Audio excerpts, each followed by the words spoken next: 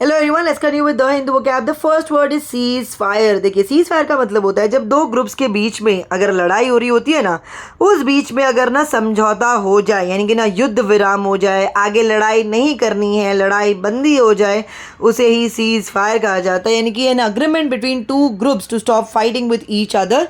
तो इसका सिनोनिम क्या हो जाएगा? ट्रूस। आप इसे अपने सेंटेंस में यूज कर सकते हैं। The two armies declared a cease fire for the holiday. The next one is heed. Heed का मतलब होता है किसी सलाह या किसी चेतावनी पर ध्यान देना, उसे हीड कहा जाता है। यानी कि pay attention to advice, a warning etcetera. तो इसका सिनोनिम क्या हो जाएगा? अटेंशन। एंटोनिम क्या हो जाएगा? इग्नोर। आप इसे अपने सेंटेंस में यूज कर सकते हैं। John lost his entire life savings because he was too arrogant to heed my tips on the stock market. The next one is assault. Assault का मतलब होता है अचानक हुआ हमला, उसे ही असॉल्ट कहा जाता है। यानी कि a sudden attack on somebody और समथिंग। तो इसका सिनोनिम क्या हो जाएगा? अग्रेशन। एंटोनिम क्या हो जाएगा? रिट्रीट। आप इसे अपने सेंटेंस में यूज कर सकते हैं। Assaults on hospital staff have increased over the last year. The next one is devastating. Devastating का मतलब होता है पूर्णतया विनाशकारी, उसे डिवास्टेटिंग कहा जाता है। तो इसका सिनोनिम क्या हो जाएगा? डिजास्ट्रस। एंटोनिम क्या हो जाएगा? Non destructive. आप इसे अपनी सेंटेंस में यूज कर सकते हैं। It was a devastating flood. The next one is hostage. देखिए, हॉस्टेज का मतलब होता है कोई पर्सन या किसी व्यक्ति को जब पकड़ लिया जाता है ना, और उसको ना बंदी बनाकर रखा जाता है, उसे ही हॉस्टेज कहा जाता है। और उसको बंदी ना तब तक बनाया जाता है जब तक जिसने उसे पकड़ा है उसकी अगर डिमांड्स ना पूरी हो जाए ना, तो वही पकड़े हुए व्यक्ति को हम लोग ना हॉस्टेज कहते हैं। कभी कभार जिस व्यक्ति को आप पकड़ रहे हैं, कभी कभार उसे इंजर यानी कि ना उसे हानि पहुंचाई जाती है मांग ना पूरी की जाने पर, या तो हत्या भी कर दी जाती है, उसे ही हॉस्टेज कहते हैं। तो इसका सिनोनिम क्या हो जाएगा? कैप्टिव। एंटोनिम क्या हो जाएगा? रिलीज। आप इसे अपने सेंटेंस में यूज कर सकते हैं। The terrorist have seized 20 hostages and are threatening to kill one a day unless their demands are met. The next one is resisted। यानी कि ना जब आप किसी चीज़ का विरोध करते हैं ना, तो उसे रेजिस्ट कहा जाता है। So if you resist something just change, you refuse to accept it and try to prevent it. तो इसका सिनोनिम क्या हो जाएगा? अपोज। एंटोनिम क्या हो जाएगा? एक्सेप्ट। आप इसे अपने सेंटेंस में यूज कर सकते हैं। The offer was hard to resist. The next one is vetoed. Vetoed का मतलब होता है किसी कार्य या योजना को जब सब लोगों ने सहमति ने दे दिया, मतलब आम सहमति वहाँ पे ना मिल चुकी है, पर उसके बावजूद भी उसे ना अस्वीकृत कर देना, यानी कि ना उसको ना रिफ्यूज़ कर देना, उसे वीटोड कहा जाता है। यानी कि to refuse to give official permission for an action और plan when other people have agreed to it. तो इसका सिनोनिम क्या हो जाएगा? फॉरबिड। एंटोनिम क्या हो जाएगा? अप्रूव। आप इसे अपने सेंटेंस में यूज कर सकते हैं।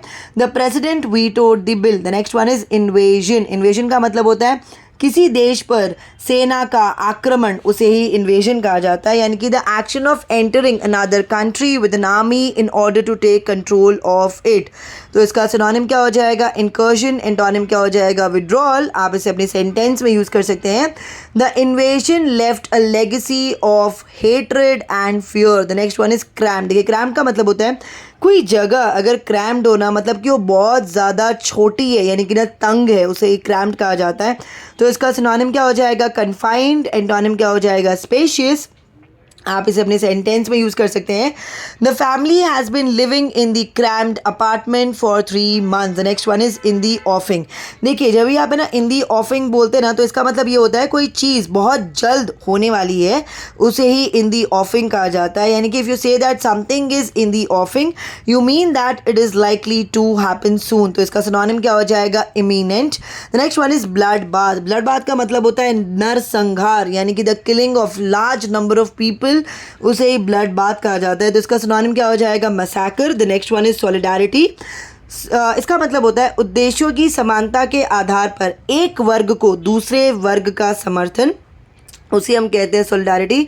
यानी कि the support of one group of people for another because they agree with their AIIMS. तो इसका सिनोनिम क्या हो जाएगा? फ्रेंडशिप। एंटोनिम क्या हो जाएगा? हॉस्टिलिटी। आप इसे अपने सेंटेंस में यूज कर सकते हैं। The candle light vigil was a show off solidarity with all the victims of the tragedy. The next one is subsequent. Subsequent का मतलब होता है कमिंग आफ्टर और लेटर, उसे ही सब्सिक्वेंट कहा जाता है। तो इसका सिनोनिम क्या हो जाएगा? लेटर। एंटोनिम क्या हो जाएगा? बिफोर। आप इसे अपने सेंटेंस में यूज कर सकते हैं। In subsequent years scientist hope to be able to find additional cures for the disease. Next one is abide. Abide का मतलब होता है पालन करना, ओबे करना, उसे ही अबाइड कहा जाता है। यानी कि एक्सेप्ट और act in accordance with a rule, decision और रिकमेंडेशन, उसी हम कहते हैं अबाइड। तो इसका सिनोनिम क्या हो जाएगा? ओबे। एंटोनिम क्या हो जाएगा? डिसओबे। आप इसे अपने सेंटेंस में यूज़ कर सकते हैं, you must abide by what you have said. The next one is rubble. देखिए रबल का मतलब होता है जब कोई बिल्डिंग या कोई प्रॉपर्टी अगर डिस्ट्रॉय हो जाए तो उसके बाद पीछे से जो भी चीज़ें बच जाती है ना, उसे ही रबल कहा जाता है, यानी कि ना मलबे। तो इसका सिनोनिम क्या हो जाएगा? रूइंस। आप इसे अपने सेंटेंस में यूज़ कर सकते हैं, thousands of body are still buried under the rubble. The next one is rescued. Rescued का मतलब होता है बचाव, यानी कि टू सेव समबडी और something from a situation that is dangerous और अनप्लेजेंट। तो इसका सिनोनिम क्या हो जाएगा? प्रोटेक्शन। आप इसे अपने सेंटेंस में यूज़ कर सकते हैं, they shouted for help but nobody came to rescue them. The next one is prolong. Prolong का मतलब होता है कोई चीज़ अगर लंबे समय तक चले ना तो उसे ही प्रोलॉन्ज कहा जाता है, यानी कि continuing for a long time. तो इसका सिनोनिम क्या हो जाएगा? लेंथन। एंटोनिम क्या हो जाएगा? शॉर्टन। आप इसे अपने सेंटेंस में यूज़ कर सकते हैं, they prolong their visit by a few days. Next one is fissure. देखिए फिशर का मतलब होता है लंबी गहरी दरार, यानी कि रिफ्ट, उसे फिशर कहा जाता है। So if something breaks into fine cracks you can describe the action with the verb form of fissure. आप इसे अपनी सेंटेंस में यूज़ कर सकते हैं, the doctor examine the patient determine the diagnosis to be a skin fissure. The next one is coalition. Coalition का मतलब होता है मिली जुली सरकार या तो गठबंधन की सरकार ना, उसे ही हम कहते हैं coalition. So a government formed by 2 और मोर पॉलिटिकल पार्टीज वर्किंग टुगेदर। तो इसका सिनोनिम क्या हो जाएगा? अलायंस। आप इसे अपने सेंटेंस में यूज़ कर सकते हैं, by forming a coalition the rebels and the opposition parties defeated the government. The next one is battered. देखिए बैटर्ड का मतलब होता है something that is battered is old and in poor condition because it has been used a lot. यानी कि कोई चीज़ अगर battered है तो मतलब कि वो पुरानी हो चुकी है और बहुत ही बुरे कंडीशन में है क्योंकि उसका बहुत ज़्यादा इस्तेमाल हो चुका है, उसे ही बैटर्ड कहा जाता है। तो इसका सिनोनिम क्या हो जाएगा? डैमेज्ड। आप इसे अपने सेंटेंस में यूज़ कर सकते हैं, he drove up in a battered old car. The next one is besieged. Besieged का मतलब होता है सेना की सहायता से किसी स्थान को घेर लेना, उसे ही बिसीज कहा जाता है, यानी कि to surround a place with an army. तो इसका सिनोनिम क्या हो जाएगा? बी लिगर्ड। एंटोनिम क्या हो जाएगा? लिबरेट। आप इसे अपने सेंटेंस में यूज़ कर सकते हैं, आर्मीज besieged the city for 6 months before it finally surrendered. That's it for today. अगर आपको वीडियो अच्छा लगा तो इसे लाइक करें, शेयर करें, कमेंट करें, साथ ही साथ मेरे चैनल को सब्सक्राइब करें। Thank you.